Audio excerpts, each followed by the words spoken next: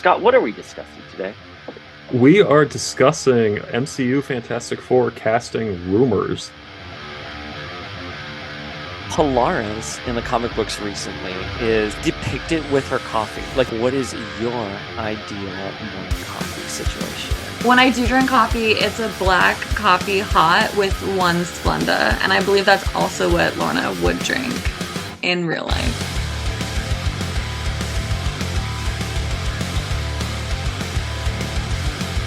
Us, Daddy Cable. Daddy Cable. I would love that. I would love it.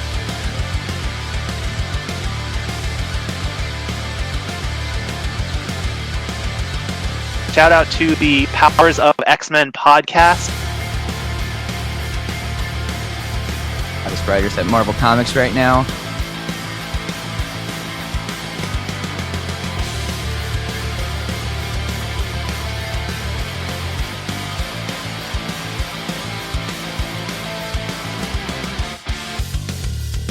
The Pretender's death. Like, be real.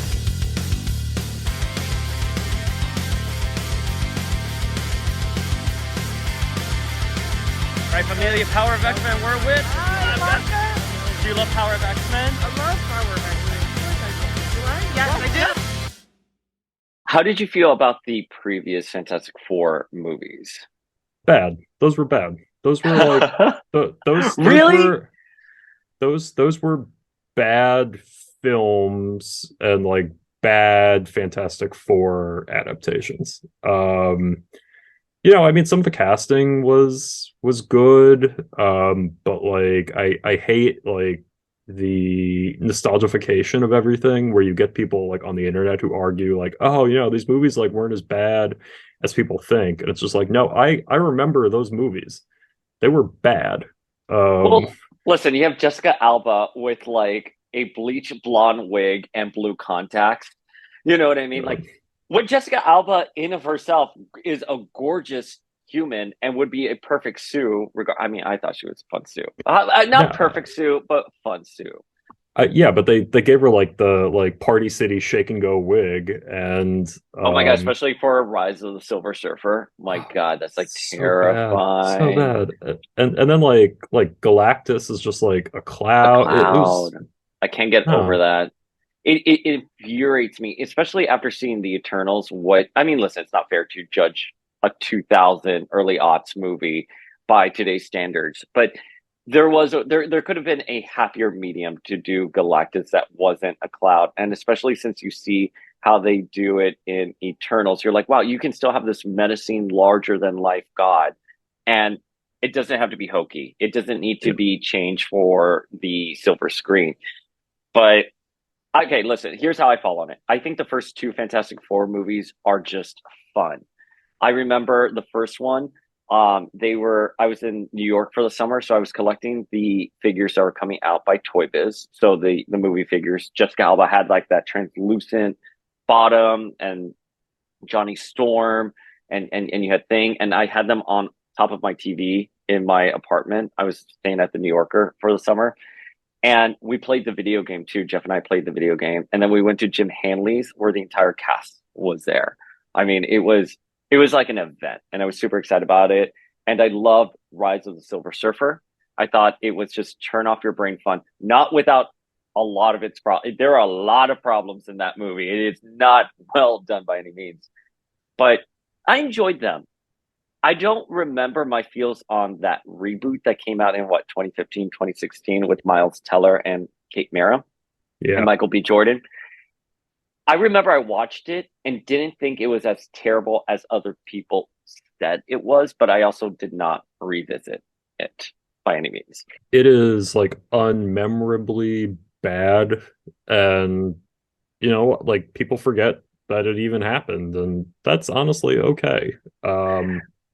Well, that's your problem when you don't remember. I'm sorry, that's not like your problem specifically. I just mean in general, it's your problem that you don't remember. It's scot-free. No, but that's their problem, which is if people don't remember this reboot happened, you don't get that rewatchability of what makes all of these franchises evergreen, have that longevity, right? So you forget this movie existed or happened, or you just don't have any interest in watching it again. Like me, I was like, oh, that was fine. Never going to see that again. Then that's it. It tanks. And you're right. No one remembers this revival. No, it's like if I, like, yeah, okay. I mean, like there are good actors in it. Like I would watch Michael B. Jordan read like the phone book.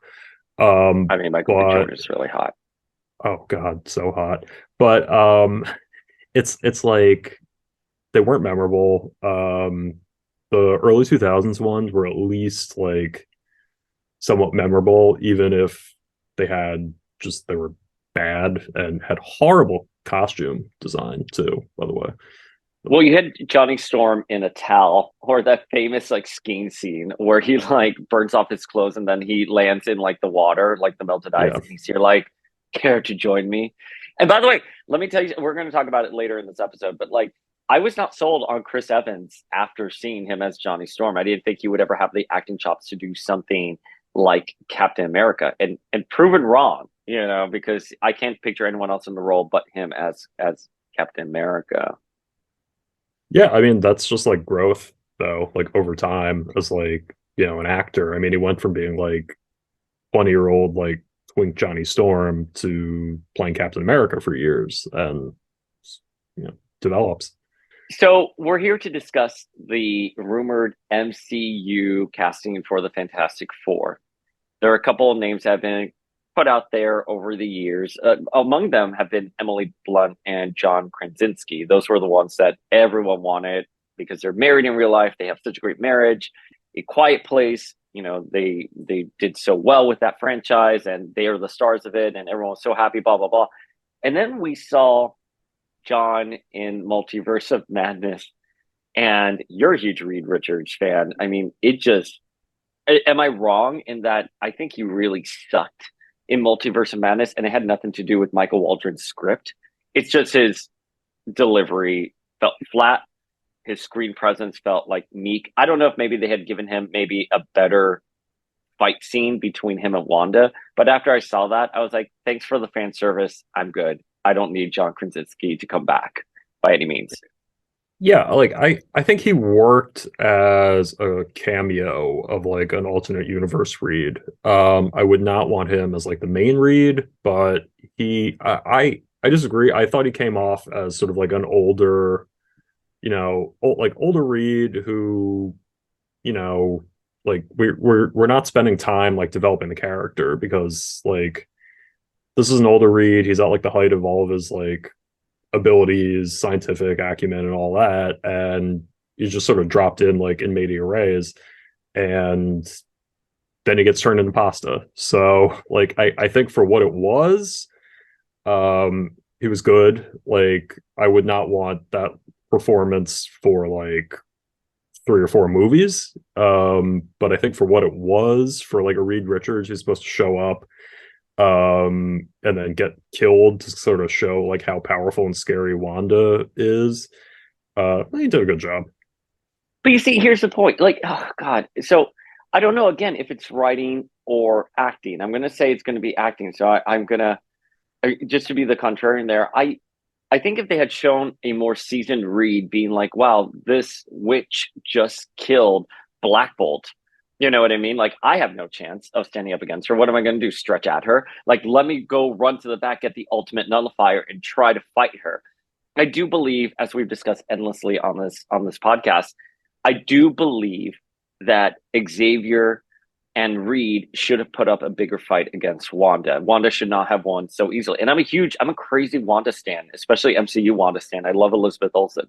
I just feel that scene was done really poorly. But as a result, I don't know if it's because I'm like, oh, John Krasinski is lacking in that role, or because it was bad writing. I don't know.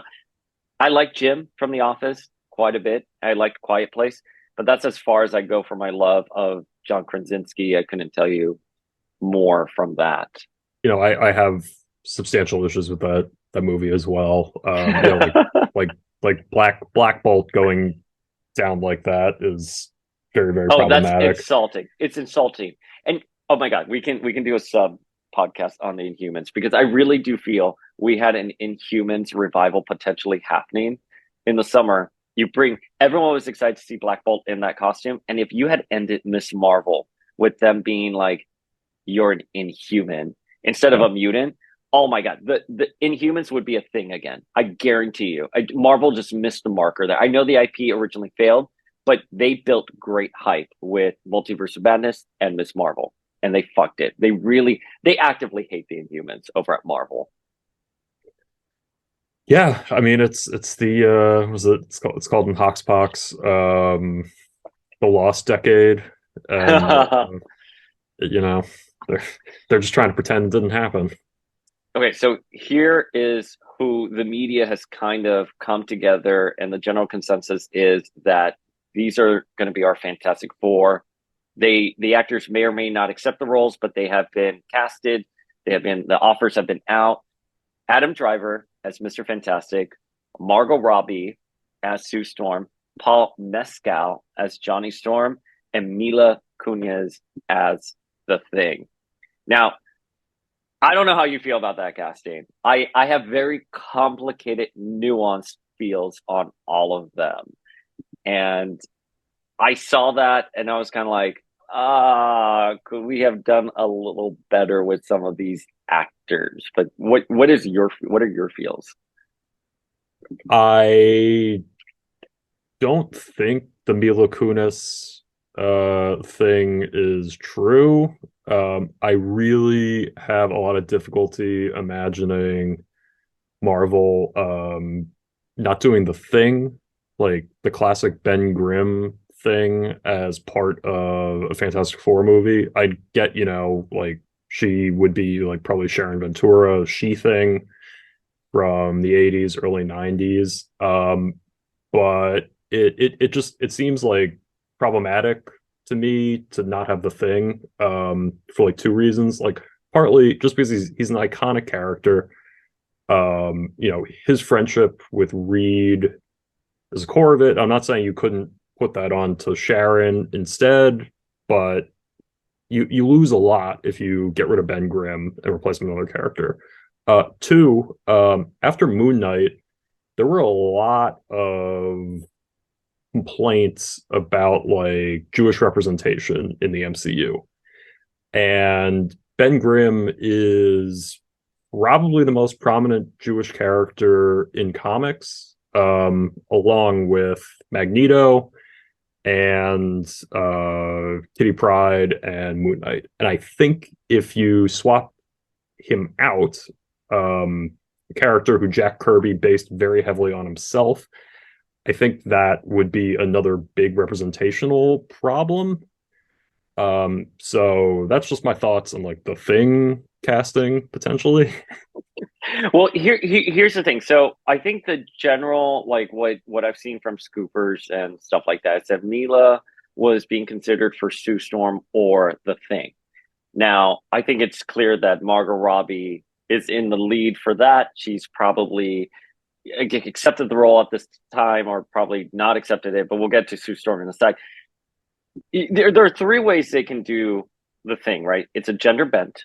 It's Ben Grimm except as a woman, or you do Sharon Ventura, or you do Miss Thing, who's Darla Deering, who's in my background right here. So here's the thing. I don't know why they would just gender bend Ben when you have two other characters like Sharon Ventura and Darla Deering, who you can just use, and it's a unique character, and they have all these like really great stories behind them, especially Sharon Ventura, who is a friend of the Fantastic Four, is dating Ben, is in a war with them, is beating Sue Storm, it transforms into She-Thing, is Captain Marvel. I just think there's a lot of potential there for a story for someone like Sharon. And then you have Darla, who is just this new character that I think Matt Fraction created. Pretty sure it was Matt Fraction who created her. And, you can just have fun with her. I mean, as you can see here, she uses the suit that Ben had when he was depowered as Thing, and she has the pink hair. She's a social media star. She dates Johnny, so that can be a lot of fun. What is the story they're trying to tell? Because if you're going to tell me Ben is going to come in some way during the movie, or just come in, separately, I'll be like, fine, yeah, of course, put in Sharon or put in, put in She-Hulk or Darla in that role, and it can be fun. You know what I mean? To see, do a little twist. But I don't know. I'm going to agree with you. I think representation is a huge issue in the MCU. We're seeing that especially with Wanda. We saw that during like Moon Knight. I think fans want like as accurate as you can for these characters. So that's my worry with the thing, that if it is going to be, I don't know what a female name for Ben would be. If it's going to be Benita, Benita, I think people are going to be really upset. And I don't know if I could ever defend that kind of discourse online, just because it's like, well, it's not like it's Sharon Ventura or Darla Deering, or you want to put She-Hulk in there, shake up the origin a little bit, which I think She-Hulk would be phenomenal for this. I don't know. I'm agreeing with you. I think representation needs to be what needs to be key here. I think it's a character that's beloved. Don't fuck with something that's not broken. And, because I get it, it's on all, the Fantastic Four are made in reaction to 60s white people going into space and, being celebrated as heroes, that it's not necessarily reflective of this time. I would say, well, you can bring in other characters to the cast. You know what I mean? That make it a bit more modern.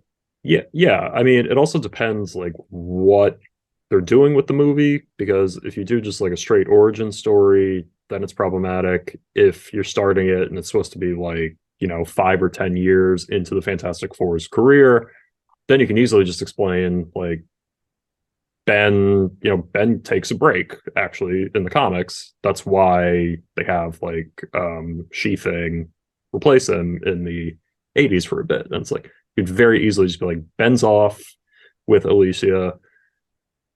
We got She-Thing, move on. So, that's probably the casting I have like the biggest issue with. I mean, like some of the other ones. I have it with all of them. I'm just like literally looking at my notes here. I don't know. Mila Kunis is like, was she on that 70s show? Is that what she's known for? Yeah. Okay. She was on that 70s show. That's the only thing I've ever known her for. I think she could be, this character right here, Darla, looks kind of like her there. So I'm all for it. I would love Sharon Ventura. She was my character in Marvel Ultimate Alliance 1. But if you're going to do the Fantastic Four, I think you have to think about what makes a Fantastic Four special. It's those 4 characters from the comics. Get really good representation for the actor who plays Ben, and then establish them as a family, and then bring in other people who can diversify the cast and modernize it a bit. That's where that's sort of where I end with everything there. I agree. Adam Driver as Mr. Fantastic. Look, Adam Driver is a good actor. Kylo Ren sucks, but he's been really, really good in everything else that he's been in. And I don't have an issue with him as Reed Richards. I think he's got the range and the chops to pull it off. I just watched Marriage Story the other day with him and ScarJo. I had never seen that before. Have you seen it? Yeah. Yeah. So he basically plays Reed Richards, but as a playwright, living in New York City. Very not in tune with his wife's feelings, very self-centered, very focused. I'm sure someone at Marvel saw Marriage Story and they're like, oh, he'd be a great Reed Richards. And Adam Driver's like, yeah, sign me up, please. I don't know how I feel. Even though I understand that was the character's story and that's sort of his plot, I don't know if Adam Driver, for me, particularly is charismatic on screen. I feel like his Kylo Ren was great for The Force Awakens. I didn't like him as the movies kind of went on. And even in Marriage Story, I felt like I wanted something more out of him. It's not to say he's not a good actor by any means, but I know Penn Badgley was rumored for the role. And I don't even know if Penn Badgley, Dan Humphrey from Gossip Girl would be a good Reed, but he does have a certain screen presence where it's a bit more magnetic. And I wonder for someone like Reed, you need more of a magnetic personality that's going to draw you in. Just like, God, what was his name in the original movie? Ion Grudov? Oh yeah, Johan Grufford. I am so far off in that pronunciation. Thank God you're here. I thought he was a fantastic Reed. I thought he was so fantastic. Maybe a bit too campy and over the top. I think if you could wrangle in his acting chops and focus it more to have a little bit what Adam brings to some of his roles, I think that would be perfect. But yeah, I'm not sold on Adam Driver. No, that's fair. I think, he can get across sort of like the awkward bits of like Reed's personality. Like Reed is like an awkward dude. Yeah. Like that is a recurring common theme. And like I mean, what was the sequel trilogy of Star Wars, if not Kylo Ren just being like a really like awkward, weird dude for 3 movies. So like I definitely think he can do it. But I'm okay with it. Yeah, listen. I once upon a time I would have said I trust Marvel. I don't know where I would land with Marvel these days, in trusting their judgment. But you know what? He went in, he screen tested. People are excited for him. I don't think he's a terrible choice. Margot Robbie as Sue Storm. I like Margot Robbie. She was the only good thing about the prior DC EU stuff as like Harley Quinn. And yeah, I think she's also definitely got the range. She's moving from Barbie to Sue Storm. And yeah, no issues. I feel Margot Robbie is overrated. I did not think. Listen, there's no denying that the first Suicide Squad, she was a breakout star, and that everyone was wearing those shirts that said "What Daddy's Little Hellraiser." Is that what the shirt said? I'm forgetting what it said.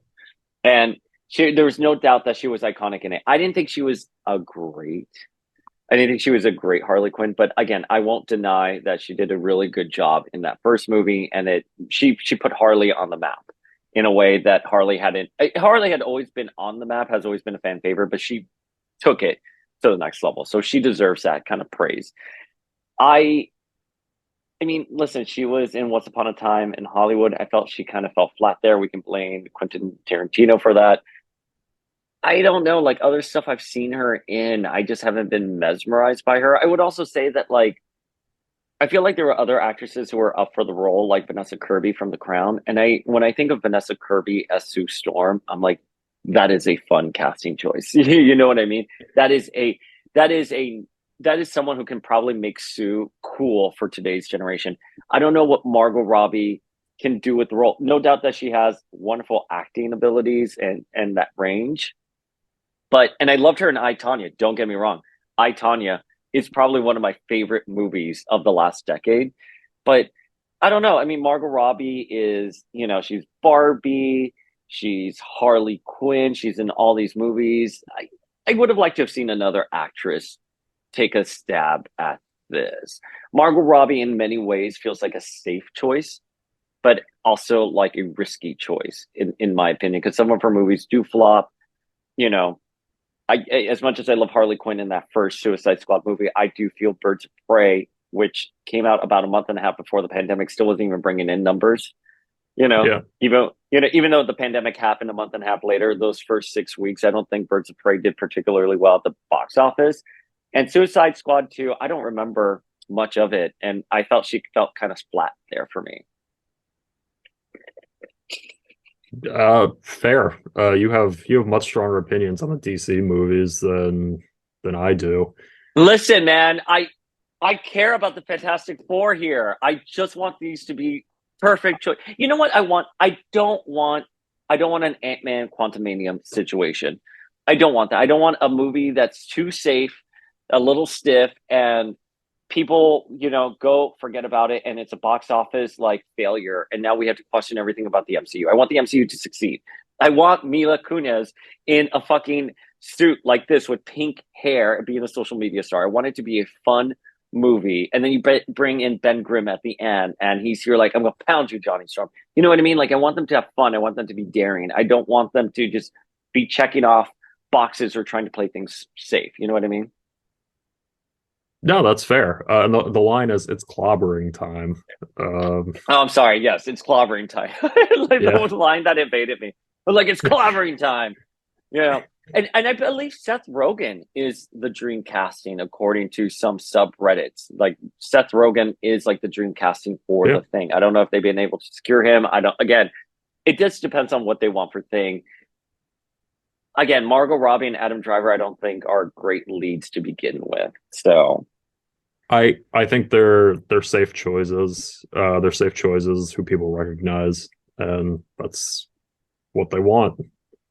all right, so final one is Johnny Storm, and I guess the biggest, like, the contender who's come to the forefront is Paul Mescal, who I'm not going to lie to you, I have no idea who Paul Mescal is.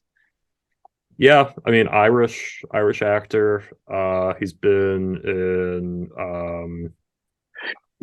what was the name of the series? Like Normal People. So Irish series. He's done a lot of stage work. I mean he's pretty good. He's probably, he is the most like unknown out of to the general public of like the potential castings. Like, respect to like MCU people, but there isn't like a huge overlap between like London, like West End theater and like traditional superhero movies. So I don't know if a lot of people are gonna have seen him and stuff. Yeah, I mean, listen, as long as he has that cocky, arrogant attitude, I would be down for it. He's one of the characters I think you could, gender bend, right? Like, as long as Johnny Storm is the perfect, like, fuck boy, and however that takes, form in modern era, I think that could just be a fun thing to have there. The other name that's also on the list is Austin Butler. I haven't seen Elvis, but I do know Austin Butler from the Carrie Diaries, and I just don't see it. I just don't. I think he looks the part. He certainly looks the part, but I don't. I don't see it otherwise.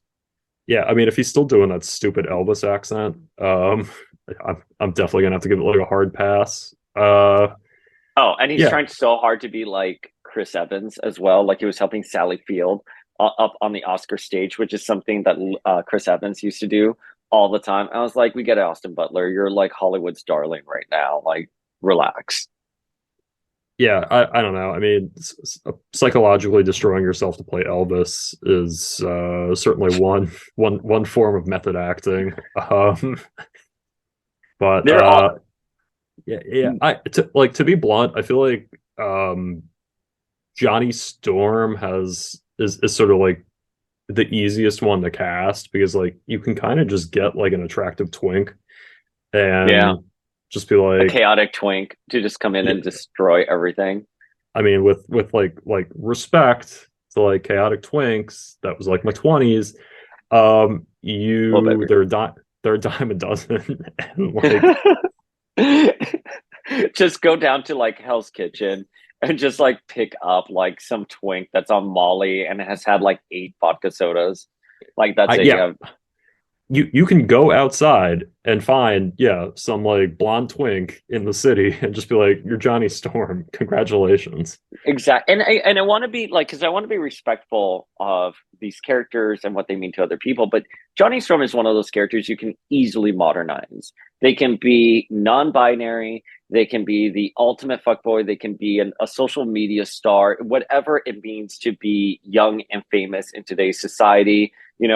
Maybe he wears like, non-typical menswear, stuff like that. Like we've seen like Robert Pattinson and Harry Styles, like that kind of like, I guess what I'm trying to say is like, I picture Johnny Storm in today's world as like a Harry Styles type celebrity. Right.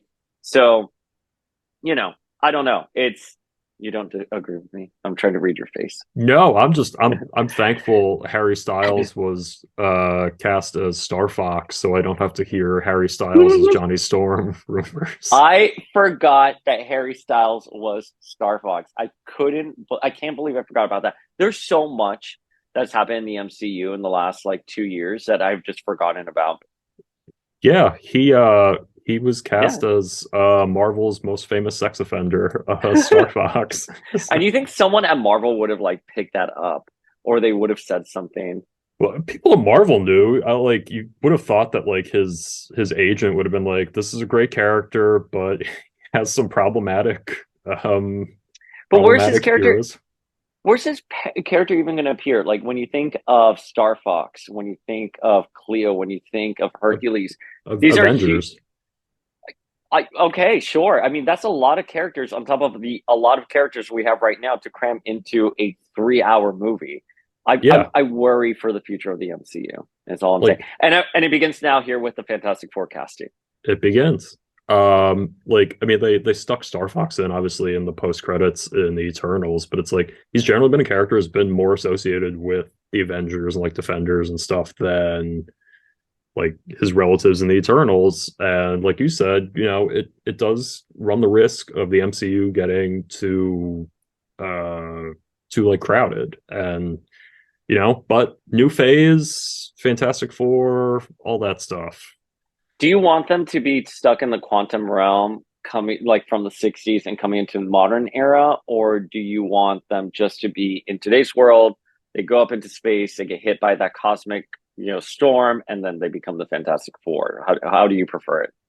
I would prefer a bit of like a time jump where they've been established for a little Really? bit.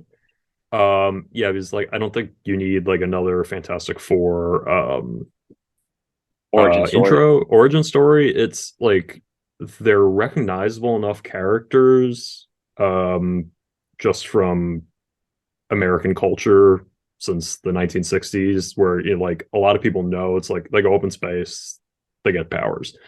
It's like Spider-Man, he gets bitten by a spider. I don't think you need to do like the in-depth origin story. I don't know about the quantum realm thing. Like I kind of want them to stay away from Kang a little bit until they figure out what they're doing with Yeah. Kang. With I all don't. yeah. I'm going to be honest with you. I don't know if I want them to be okay. I do want a time jump thing in that I would love it if the movie picks up with Thing having left the Fantastic Four, and you have Sharon Ventura or Darla Deering there, or She-Hulk, whoever, and then Thing comes back at the end, and we just like Spider-Man, we get kind of some hints to their origin story. But I don't want them to be in the quantum realm and then come out into today's modern world. Yeah. I think that's going to give Margot Robbie an opportunity to try to be funny and be like, "Ooh, what's an iPod?" And like, I don't want no Yeah. cuteness, none of this Marvel humor that's over. Like, I want them to be modern characters. I don't need to explain why they haven't been around in the last like 10, 15 years in the MCU. I don't need that explanation. I don't think it worked for the Eternals. The Eternals, even though they did the best they could editorially when they were talking about where they've been, I think it causes a lot more plot holes than anything else. Or it makes you question things. Like just modern Fantastic Four, they're living today's world. Something happened a couple years ago. We don't know, but we've time jumped into this current situation with them. Yeah. And we don't have to go through an origin story. You can easily just be like, oh, they were in the negative zone and time moves weirdly, so they're back.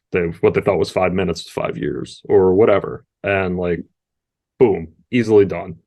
Yeah, but I'm okay with like a 5 year thing. I don't want it to be from the 60s. And I think that was like Peyton Reed's like original thing. Like again, I don't mind, we have a little time jump with the story, but I do not want them to have they've been around forever and you just didn't know about it because they've been here this entire time. Like, no, sorry, let's move on. Just like with the X-Men, man. I was hoping what was going to happen at the end of Endgame, or because of what happened at the end of Infinity War, that in Endgame they would have been like, oh, something's happened here, because Earth was the epicenter of the snap. It's awoken some kind of genetics that kind of had an effect, and then that you can start establishing your mutants from there. I know that it's kind of hard, with the world building, but I think there's a way around it. But anyways, those are my feelings. No, I think that's all. Like I agree with some of that. I think like you could easily just have Reed Richards has been like a public intellectual, and he comes forward with, oh yeah, we've actually got these like powers, or what up? You don't have to like the Baxter Building. Baxter Building's there in the city. It's just like it's been there forever, and like I mean, you could very easily, Captain Marvel, they established that she'd been active in like the 90s, 80s, 90s. You could very easily establish that like the Fantastic Four started in the late 90s and have just been keeping like a lower profile. Well, okay, so yeah, I mean, listen, I think it worked for Miss Marvel, or excuse me, Captain Marvel. I think it worked for Captain Marvel very well. Did not work for the Eternals. And even with Captain Marvel, I'll be like, there is this kind of level with the audience. They're like, oh, okay, so like the Avengers has always been based off of her. We just didn't know that. Okay, she's in space and we assume she doesn't age. It's a lot to ask from the audience. I just want something with the Fantastic Four. I want it to be easy. I want them to come in, no muss, no fuss. This is a team. They are the status quo going forward. But I don't know if they can be the status quo with Adam Driver and Margot Robbie leading the team. But whatever. I trust Kevin Feige sometimes. Historically, I've trusted Kevin Feige. Let's see where they go. That's all you can do. All right, Scott, what do you have coming up? I have, building Pyro from the X-Men. Are you Pyro. really? I didn't know that. This is shocking to me. Yeah. That sounds sarcastic, but it actually is. No, yeah. Building the non-working flamethrower, and I have to throw that in for liability purposes. Non-working flamethrower, and You're such a lawyer, Jesus. Yeah, well, that's why they pay me the big bucks. And wait, that's what you Instagrammed the other day. That canister that was red. Yeah, I Oh. got a couple canisters, hoses. I got a chest piece I'm making, and I'll have that for like summer cons. Probably in this area because I'm not flying with a flamethrower. And obviously, you have a book club. Yes, the Venomous Book Club. Venomous Book Club. About 2 weeks out from now. So either see you soon or check us out at the Venomous Book Club for more information. I can't wait for that, man. Everyone always asks me when is book club coming back for Power of X-Men. I was like, I don't know. I don't have the time. And I think what you're doing with I didn't know you were that big of a Venom fan. Yeah, I've